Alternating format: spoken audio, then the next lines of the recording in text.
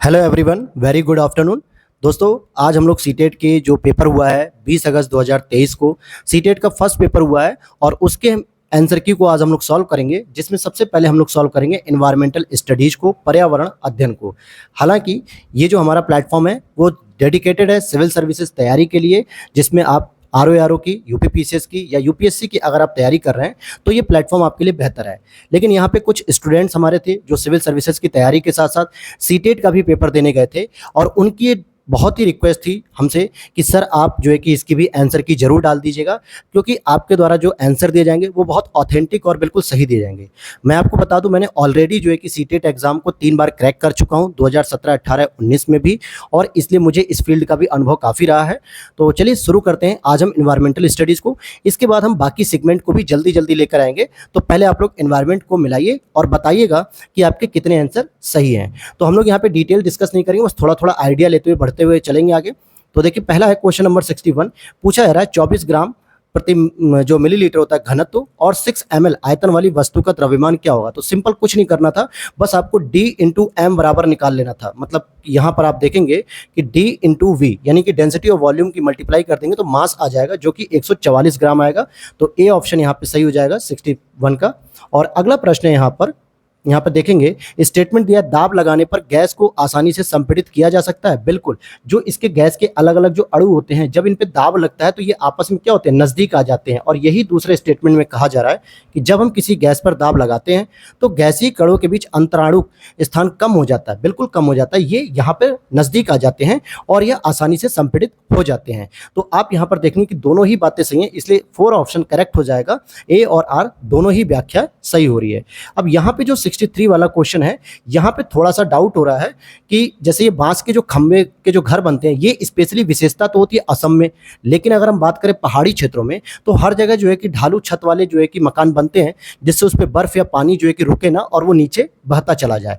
तो इसका ऑप्शन मेरे हिसाब से बी हो जाना चाहिए। ए और बी दोनों, सॉरी, डी होना चाहिए। ए और बी दोनों ही सही होने चाहिए। लेकिन अगर इसे बांस की विशेषता के आधार पर अगर इसने असम ऑप्शन लेता है आयोग, तो केवल एक गलत हो जाएगा और दूसरा सही हो जाएगा। तो फिर इस हिसाब से तीसरा ऑप्शन भी बन सकता है। तो वैसे 3 या 4 में से कोई भी एक हो जाएगा।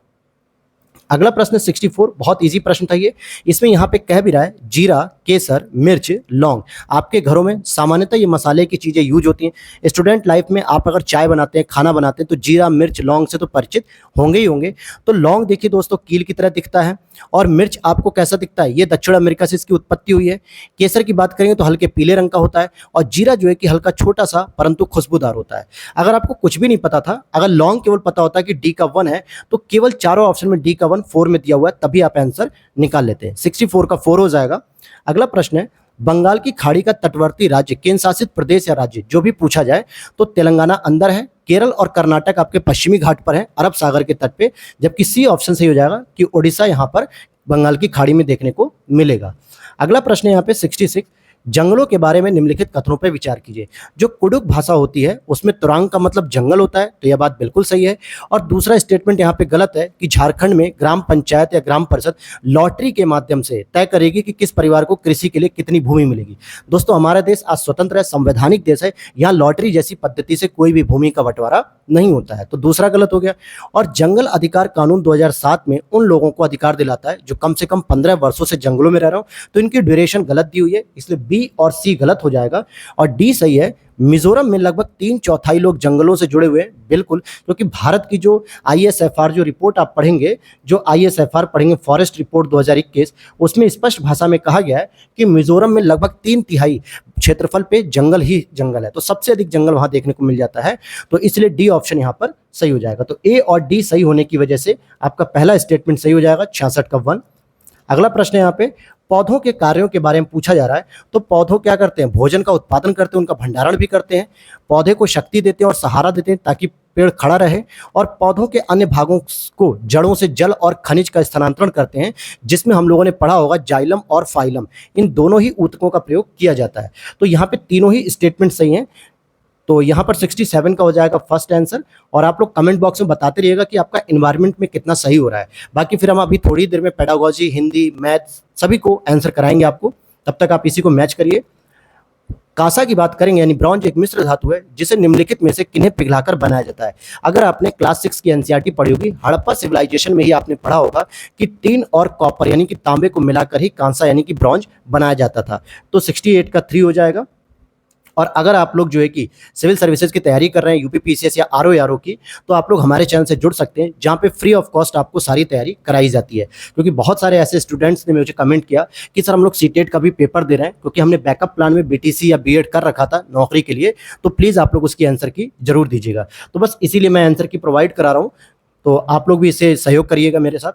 निम्नलिखित में से हाथियों के बारे में बात करनी है और हाथी के लिए पूछा है 3 महीने के हाथी के बच्चे का वजन क्रमशः 100 किलोग्राम होता है, तो गलत, 200 किलोग्राम होता है दोस्तों, पहला स्टेटमेंट गलत। दूसरा है वयस्क हाथी एक दिन में 200 किलोग्राम भोजन कर लेता है, तो ये भी गलत है, यहाँ पे 100 किलोग्राम भोजन। आप देखेंगे ए और बी का स्टेटमेंट ऊपर नीचे कर दिया गया है। तीसरा और चौथा सही है, यानी हाथी बहुत अधिक आराम नहीं करते, केवल 2 से 4 घंटे सोते हैं और उन्हें कीचड़ में और पानी में खेलना ज़्यादा पसंद होता है। तो फर्स्ट ऑप्शन सही हो जाएगा, सी और डी यहाँ पर सही हो जाएगा 69 का। अगला प्रश्न है यहाँ पे 70, बिहार राज्य के लोगों के लिए मुख्य रूप से मधुमक्खी पालन कार्यक्रम आरंभ करने के लिए वर्ष का कौन सा महीना बेहतर होता है? तो ये हो जाएगा आपका अक्टूबर से दिसंबर, क्योंकि बिहार में मधुमक्खी पालन एक प्रमुख व्यवसाय है, जहां पे लौटते मानसून और साथ ही साथ जो शीतकालीन सत्र शुरू हो जाता है, मतलब कि कहें कि अक्टूबर नवंबर से जो सर्दी का मौसम शुरू होता है, उस समय मधुमक्खी पालन बहुत ही विकसित हो जाता है, बहुत बढ़िया चलता है। और आगे देखते हैं अगला प्रश्न है 71 कि रामा प्रत्येक शाम को अपने दोस्तों के साथ क्रिकेट खेलता है, तो क्रिकेट खेलते समय वो कौन सी ऊर्जा का उपयोग करता है? भाई ध्वनि ऊर्जा। माना कि क्रिकेट खेलते समय बोलना पड़ता है, चिल्लाना पड़ता है, अपने फ्रेंड्स को या अपनी टीम को सपोर्ट करना पड़ता है, लेकिन मुख्य रूप से वहाँ पे वो मांसपेशियों की ऊर्जा का प्रयोग कर रहा होता है, क्योंकि वहाँ पे दौड़ना पड़ता है, भागना होता है, कैच पकड़ना होता है, बॉलिंग करनी होती है, फील्डिंग करनी होती है, तो ऐसे में मसल्स जो है कि ज़्यादा वर्क करती है बाकी की अपेक्षा। तो बी ऑप्शन इज करेक्ट। निम्नलिखित में से कौन सी असम में खाए जाने वाले चावलों की एक सामान्य किस्म है जो पकने के बाद स्टिकी हो जाते हैं, यानी कि चिपचिपे से हो जाते हैं? तो ये बहुत इंपॉर्टेंट क्वेश्चन है जो है कि यहाँ पे थर्ड ऑप्शन से हो जाएगा बोरा चावल। बोरा चावल वहाँ की एक मुख्य विशेषता के रूप में जाना जाता है। अगला प्रश्न है, जब हम ईंधन जलाते हैं तो हमें प्राप्त होती है प्रकाश, तो प्राप्त होता है लेकिन ध्वनि ऊर्जा नहीं होती है, या प्रकाश प्राप्त होगा लेकिन यांत्रिक नहीं होगा, केवल प्रकाश नहीं होता है, ये भी गलत है। तो डी ऑप्शन इज करेक्ट हो जाएगा 4, ऊष्मा और प्रकाश ऊर्जा, ये दोनों ही चीजें हमें प्राप्त होती हैं। अगला प्रश्न है यहाँ पे, सांपों के बारे में निम्नलिखित में से विचार कीजिए कि कौन सा कथन गलत है। यहाँ पर ध्यान देना, गलत पूछा जा रहा है। तो वे अपने शिकार को चबाकर खाते हैं, तो ऐसा नहीं है। जितने भी रेप्टाइल्स होते हैं दोस्तों, जितने भी रेप्टाइल होते हैं, यानी कि जो रेंगने वाले जंतु होते हैं, वो हमेशा अपने शिकार को निगल लेते हैं। जैसे छिपकली को देख लीजिए, आप इनको देख सकते हो, केचुए को देख सकते हो, तो ये लोग चबाकर नहीं खाते बल्कि निगल लेते हैं। और बाकी चीज़, सांपों को डसने वाले दांत भी होते हैं, भोजन शिकार को पूरा निगल लेते हैं, और सांपों के जो दांत होते हैं वो नुकीले होते हैं।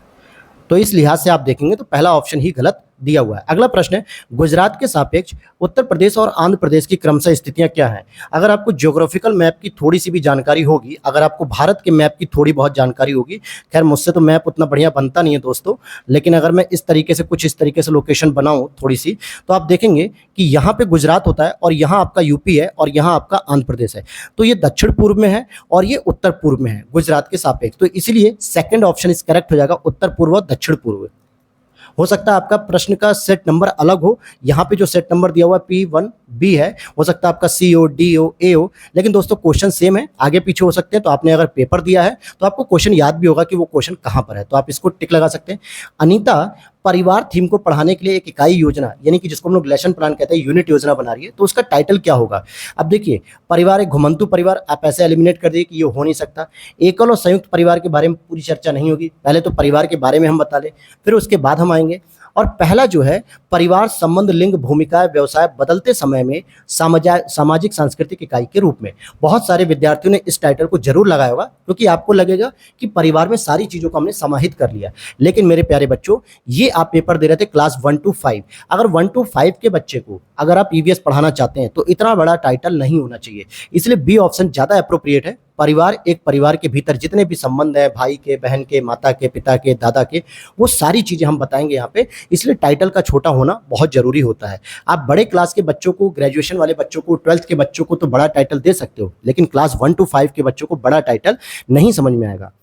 अगला पॉइंट है, श्रीमती शीतल ईवीएस की विभिन्न अवधारणाओं को समझाने के लिए प्राथमिक कक्षाओं में कहानियों और कविताओं का प्रयोग करती हैं। उनके द्वारा कहानियों और कविताओं का प्रयोग सबसे उपयुक्त तर्क कौन सा होगा? तो पहली चीज, ईवीएस के पाठ्यक्रम को पूरा करना, साथ ही साथ विद्यार्थियों का स्कूल में आने से पहले इनको सुना होना। अब मुझे ये बताइए, आप अगर कोई बच्चा स्कूल आ रहा है तो आप अगर ये उम्मीद कर रहे हैं और मान लीजिए उसने कोई चीज़ ना सुनी हो स्कूल आने से पहले, तो क्या आप उसको एडमिशन नहीं देंगे? तो ऐसा प्रोसेस बिल्कुल नहीं हो सकता। तो ये एलिमिनेट होने का तरीका है। अब यहाँ पर आप ए देखिए, यहाँ पर भी है, यहाँ पर भी है, इन दोनों को ही काट दीजिए। हालांकि ये सिविल की तैयारी के दौरान मैं एलिमिनेटिंग मेथड सिखाता हूँ, ये सीटेट में शायद आप लोगों ने न सीखा हो, लेकिन इस पैटर्न से आपके 50% ऑप्शन एलिमिनेट हो जाते हैं और बचे हुए 50% में अगर आपको पूरा प्रश्न नहीं आ रहा है तो आप तुक्का लगा सकते हैं। और सीटेट एलिमिनेट मेथड का ही पैटर्न होता है। सेकंड पेपर अगर आप लोग दे रहे हैं तो मेरे इस पैटर्न से आप लोग जरूर सीख लीजिएगा ताकि आपको अच्छे नंबर मिल जाए। आइए अब देखते हैं यहाँ पे बी और सी और यहाँ पे बी और सी दोनों ही दिए हुए हैं, तो यानी हमें केवल विचार करना है डी पे। अगर डी होगा तो सही, नहीं होगा तो अलग बात है। देख लेते हैं, पाठों को अधिक संवादात्मक यानी इंटरैक्टिव, जिसमें टीचर बच्चे से पूछे, बच्चा टीचर से पूछे, सुखद होना चाहिए यानी बहुत भयानक या डरावना माहौल नहीं होना चाहिए, और दिलचस्प होना चाहिए। तो यानी बी सी डी तीनों ही सही है। इस आधार पे हम कहेंगे कि इसका सेकंड ऑप्शन इज करेक्ट हो जाएगा। क्वेश्चन नंबर 78 है, ईवीएस कक्षा 1 से 5 तक ईवीएस पढ़ाने का उद्देश्य क्या है? भाई शिक्षार्थियों को कक्षा के अधिगम को स्कूल के बाहर के जीवन से जोड़ने में मदद करता है कि कैसे आप पर्यावरण की रक्षा करेंगे, प्रकृति में क्या क्या चीज़ें होती है, पानी का कैसे बचाव करना है, मृदा को कैसे रोकना है, किसानों की कैसे सहयोग करना है, हर एक चीज़ को आपको सीखना है, परिवार के साथ कैसा रहना है, समाज के लोगों के साथ कैसा संबंध रखना है। तो ये इंपॉर्टेंट हो जाएगा, फर्स्ट ऑप्शन इज करेक्ट हो जाएगा। 79 प्रश्न पे देखते हैं, निम्नलिखित कथनों को पढ़िए और सही विकल्प का चयन कीजिए। ईवीएस के सीखने को अवलोकन, पहचान, वर्गीकरण आदि से संबंधित प्रक्रिया कौशल के लिए उन्मुख होने की आवश्यकता है। विभिन्न प्रक्रिया कौशल प्राप्त करने के माध्यम से ईवीएस के सीखने के परिणामों को हासिल करने की संभावना जो होती है वो सामान्यतः क्या होती है, बढ़ जाती है। तो ये बात भी सही है दोस्तों कि अगर आपको थोड़ा सा ईवीएस सीखने के लिए अगर कुछ आपके पास स्किल है या आप बच्चे को स्किल सिखा सकते हो तो बच्चा उसे ज़्यादा बेहतर तरीके से सीखेगा। तो इसलिए 79 का 4 हो जाएगा कि दोनों ही बातें सही हैं। नेक्स्ट है क्वेश्चन नंबर 80, एक ईवीएस शिक्षक को योगात्मक मूल्यांकन के लिए प्रश्न पत्र तैयार करते समय किस पे जोर देना चाहिए? क्या प्रश्न पत्र की लंबाई और कुल अंक, या प्रश्न पत्र के कुल अंक और सामग्री कवरेज, प्रश्न पत्र की लंबाई और उद्देश्य, या प्रश्न पत्र की सामग्री और कवरेज उद्देश्य जो है कि। तो अब यहाँ पर आप अगर देखेंगे तो देखिए प्रश्न पत्र के अंक तो जो है कि निश्चित होते ही हैं कि भाई 20 नंबर का, 50 नंबर का, 40 नंबर का पेपर हो रहा है। सबसे इंपॉर्टेंट यहाँ पे होता है क्या कि जो सामग्री कवरेज होना चाहिए उसके साथ साथ उद्देश्य भी होना चाहिए कि आप जो पेपर बना रहे हैं उससे बच्चों के जीवन में क्या परिवर्तन आएगा, वो क्या चीज़ें सीख रहे हैं। तो हम यहाँ पे क्वालिटेटिव एजुकेशन की बात कर रहे हैं, क्वांटिटेटिव नहीं। मात्रात्मक से ज़्यादा जरूरी होता है गुणात्मक शिक्षा। तो 80 का 4 हो जाएगा। आगे देखते हैं 81, एक ईवीएस शिक्षक कक्षा में एक प्रयोग प्रदर्शित करता है जिसमें एक अंडा पानी के गिलास में डूब जाता है, लेकिन पानी में नमक मिलाने पर वो तैरने लगता है। तो विद्यार्थियों की पूछताछ के लिए वह निम्नलिखित में से कौन सी उपयुक्त व्याख्या दे सकता है? तो क्या करेगा, अलग अलग मात्रा में नमक के साथ प्रयोग करके उसका अवलोकन करके दिखाता रहेगा कि देखिए जब बहुत ही मतलब 1-2 दाने नमक के डाले गए तो वहाँ पे वो नहीं डूबता, लेकिन एक पर्याप्त मात्रा की जब नमक को डाला गया है तब अंडा वहां पे डूब जाता है। अब देखिए यहाँ पर आप कहेंगे सर कि ये पानी के घनत्व के कारण अंडा तैरता है, ये बात सही है, लेकिन कक्षा 1 से 5 तक के बच्चों को सीधा यानी कि डायरेक्ट आप आंसर नहीं बता सकते हो। ये थियरी होती है, बच्चों को प्रैक्टिकल करके सिखाना पड़ता है, डायरेक्ट आंसर नहीं बता सकते हैं। अब यहाँ पर देखिए कई सारे विद्यार्थी ऐसे भी होंगे जो कहेंगे सर आप तो गलत आंसर बता रहे हो। क्यों? क्योंकि उन्होंने जो आंसर लगाया है वो उनको बिल्कुल सही लगता है। असल में जब आंसर की आती है तब लगता है कि अरे यार ये तो गलत हो गया, ये गलत हो गया, ये गलत हो गया। तो इसीलिए आप अपने आंसर पे भरोसा जरूर करिए, लेकिन इतना भी अंधा भरोसा मत करिए कि आपने जो लगाया वो सही और बाकी जो कोई भी बताया वो गलत। ऐसा नहीं है। आप देखेंगे अगला प्रश्न है, कक्षा 3 के विद्यार्थियों के लिए ईवीएस में निम्नलिखित में से कौन सा सीखने के परिणाम यानी अधिगम प्रतिफल नहीं है? अब यहाँ पे नहीं की बात कर रहा है तो कक्षा की दिशाओं की पहचान करना, बिल्कुल सही बात। भाई कक्षा में उत्तर, दक्षिण, पूर्व, पश्चिम किधर है ये सारी चीज़ें पता होंगी। कुछ स्थानीय इंडोर आउटडोर खेलों के नियमों का अवलोकन करना, जैसे कक्षा 1 से 5 तक के बच्चे सामान्यतः क्या खेलते हैं, खो खो खेल लेते हैं बाहर, आउटडोर में क्रिकेट खेलते हैं, इंडोर में टेबल टेनिस खेल लेते हैं, लूडो खेलते हैं और आपस में कम्युनिकेशन करके गेम्स खेलते हैं, चेस खेलते हैं। तो वो कुछ नियमों को सीख पा रहे होते हैं और अच्छे और बुरे स्पर्श पर अपनी राय व्यक्त करते हैं। यह बात भी सही है, किसी भी लड़की या लड़के के अगर आप अच्छे स्पर्श को दे रहे हो, शाबाशी दे रहे हो, उसके सर पे जो है कि थपथपा रहे हो पीठ पे, तो उसे अच्छा लगता है। लेकिन अगर आप उसे कहीं गलत जगह पे टच कर रहे हो तो उसे अनकंफर्टेबल फील होता है, क्योंकि 3 साल का बच्चा सामान्यतः सामान्यतः 7 से 8 साल का होता है और वो इन चीज़ों को महसूस कर पाता है। तो कौन सा एक गलत हो जाएगा? वो ये होगा कि देखे गए या अनुभव किए गए मुद्दों पर आवाज़ उठाना। हो सकता है आवाज़ के तौर पे आप सोचोगे वो अपने टीचर से प्रश्न पूछ सकता है, लेकिन समाज की प्रथाओं से संबंधित करना, उसे समाज के बारे में नहीं पता, समाज की प्रथाओं के बारे में नहीं पता, तो वो कैसे संबंधित कर लेगा? और संसाधनों के स्वामित्व में भेदभाव भी नहीं कर पाएगा। इसीलिए चौथा स्टेटमेंट यहाँ पे सही होगा। क्वेश्चन नंबर 83 है, आपको कक्षा 3 से 5 तक के अपने विद्यार्थियों के लिए ईवीएस पाठ्यपुस्तकों का चयन करना है और इस उद्देश्य के लिए निम्नलिखित में से कौन सा मापदंड सबसे उपयुक्त होगा? तो पाठ्यपुस्तक पहली चीज चाइल्ड ओरिएंटेड होनी चाहिए, बाल उन्मुखी होनी चाहिए तथा लिंग, जाति, वर्ग, धर्म के आधार पर किसी भी रूढ़िवादिता या अपमानजनक व्यवहार से रहित होनी चाहिए। मतलब उसमें कोई भी ऐसे धर्म की बुराई ना बताई गई हो, किसी लिंग के साथ भेदभाव ना किया गया हो, किसी धर्म और वर्ग के लोगों के साथ जो है कि भेदभाव न किया गया हो, नहीं तो वो बच्चा इस तरीके से हीनता का शिकार होगा या हीन भावना से ग्रसित होगा और वो सही एजुकेशन नहीं ले पाएगा। तो यही सबसे उपयुक्त मापदंड होना चाहिए कि इन सभी चीज़ों से रहित होना चाहिए। मैं आपको बता दूं कि मैं खुद एक गवर्नमेंट एम्प्लॉय हूं, गवर्नमेंट टीचर हूं और मैं इन सभी स्टडी को मैं कराता हूं स्कूल में बच्चों को, तो मैं प्रैक्टिकल लाइफ से जो है कि देख पाता हूं और सीटेट का आंसर रटने वालों से नहीं, प्रैक्टिकल लाइफ से ज़्यादा सही निकलता है। तो ये चीज़ आप ध्यान दीजिएगा। अब अगला स्टेटमेंट है, प्राइमरी स्तर पर ईवीएस में विषयों के बजाय थीम। अब इसको आप नहीं समझ पा रहे होंगे तो इंग्लिश में जब आप यहाँ पर देखेंगे तो साफ साफ लिखा है कि टॉपिक्स, ये जो टॉपिक्स होते हैं आपके, कहाँ गया, ये रहा टॉपिक्स। तो यहाँ टॉपिक की जगह हम लोग क्या करते हैं, थीम पढ़ते हैं। और विषयों की तुलना में थीम आधारित ईवीएस सीखना शिक्षकों और शिक्षार्थियों दोनों के लिए इंपॉर्टेंट हो जाता है, आसान हो जाता है। तो ये बात सही है, क्योंकि हम क्या करते हैं, पानी के महत्व की बात करते हैं या परिवार की बात करते हैं, इसीलिए। तो 84 का 4 हो जाएगा। अगला प्रश्न है, एक शिक्षिका ईवीएस शिक्षण के लिए अपने विद्यार्थियों के साथ तुल्यकालिक सिंक्रोनस संप्रेषण का चयन करती है, वो किसे चुनेगी? यहाँ पे जो तुल्यकालिक का मतलब होता है रियल टाइम कन्वर्सेशन। जैसे मैं अगर आपको फ़ोन से बात करूं या लाइव चैटिंग करूं या वीडियो कॉन्फ्रेंसिंग करूं तो ऐसा लगेगा कि मैं आपसे अभी आपके सामने ही प्रत्यक्ष रूप से हूं, हालांकि प्रत्यक्ष रूप से नहीं होते हैं। कोविड-19 में बहुत सारे एजुकेशन सिस्टम को ये अपनाया गया था, तो इसमें वीडियो कॉन्फ्रेंसिंग कर सकते हो, ऑनलाइन चैट कर सकते हो, फ़ोन कॉल्स कर सकते हो। तो एक ऑप्शन सही हो जाएगा 85 का फर्स्ट ऑप्शन। अगला प्रश्न है, यदि थीम यात्रा रेल स्टेशन ईवीएस में एक सामुदायिक संसाधन के उपयोग को दर्शाता है तो कौन सा थीम ऐसा है जो भोजन से संबंधित होगा? तो देखिए, दुकानदार और जंगल का कोई मतलब नहीं है, लेकिन या तो किसान हो सकता है क्योंकि ये भोजन की पैदावार करता है, ये खेती करता है, या दूसरा फिर कृषि फार्म, यानी कि खेती भी कहाँ होगी, कृषि के खेतों में होगी। तो इसमें मेरे हिसाब से 1 और 3 होगा, लेकिन अगर 1 को मैं दूं तो 70% मैं वेटेज इसी को दूंगा कि किसान इसका सही उत्तर हो सकता है। एक दो प्रश्न जो है कि थोड़े डाउटफुल होते हैं, आयोग देखते हैं किसे मानेगा। ईवीएस शिक्षण के दौरान एक शिक्षक का बयान या प्रश्न जो विद्यार्थियों को स्वयं एवं अपने साथियों की प्रतिक्रियाओं से उत्तर को विस्तृत करने के लिए प्रोत्साहित करता है। तो देखिए, इसका प्रश्न का उत्तर मुझे अभी नहीं क्लियर हो रहा है, इसीलिए मैंने इसको जो है कि छोड़ दिया है। आप लोगों ने जो भी लगाया हो इसको मैंने छोड़ दिया है। अगला प्रश्न है 88, आप ईवीएस के विद्यार्थियों के लिए व्यवहारिक गतिविधियों को प्रोत्साहित करना चाहते हैं, निम्नलिखित में से कौन सी क्रिया सबसे उपयुक्त है? एक चार्ट पर विभिन्न पौधों के भागों का चित्र बनाना, बिल्कुल सही बात है। जैसे जड़ बनाइए, पत्ती बनाइए, फल बनाइए, फूल बनाइए, तना बनाइए। हर एक प्रक्रिया से बच्चा क्या होगा, पौधों के बारे में जानेगा। लेकिन अगर मैं कहूँ उपलब्ध सामग्री से ईवीएस किट विकसित करना, ग्लोबल से नक्शा पढ़ना, या विभिन्न देशों के सिक्के, अब विभिन्न देश छोड़ो, उसे अपने भारत के सिक्के ही मिल जाए वही बहुत बड़ी बात है, क्योंकि छोटे बच्चों को गार्जियन सामान्यतः पैसा नहीं देते हैं, या मिल भी जाएंगे लेकिन ग्लोब से नक्शा नहीं कर सकता। तो 2, 3, 4 आप काटिए और पहला ऑप्शन यहाँ पे सही हो जाएगा। अब हम सेकंड लास्ट क्वेश्चन की ओर बढ़ रहे हैं। वीडियो अगर अच्छी लग रही हो तो प्लीज़ लाइक कर दीजिएगा और भी अपने दोस्तों के साथ जिन्होंने सीटेट का पेपर दिया है उनके साथ शेयर कीजिएगा। और अगले जो हमारा जो नेक्स्ट सेगमेंट होगा, अभी हम लोग हिंदी या चाइल्ड पेडागोजी को लेकर आएंगे, तो उसके लिए भी आप लोग तैयार रहिएगा।